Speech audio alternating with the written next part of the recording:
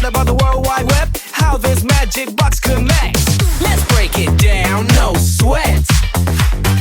First you type a name like a magic quest starting. That's a DNS lookup. Ain't no time for stalling. Finds the IP address, a string of numbers so neat. It's the secret house number on a digital street. Your request gets wrapped in a packet small and tight, ready for a journey, day and through the night. How does the internet even? Internet packets flying round, it's the wildest bet. From your router to the server in a blink it's set. That's how we scroll all day and never forget.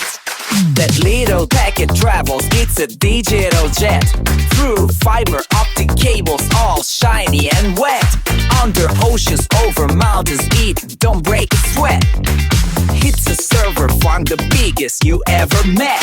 Finds the data you wanted, wraps it with no regret, then zips it all back to you on the internet. How does the internet even?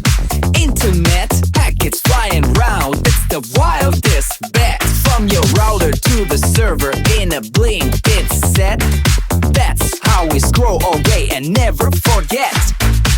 From a little click to a world so vast, every byte a story built to last. It's the digital highway moving oh so fast, connecting minds, a future from the past.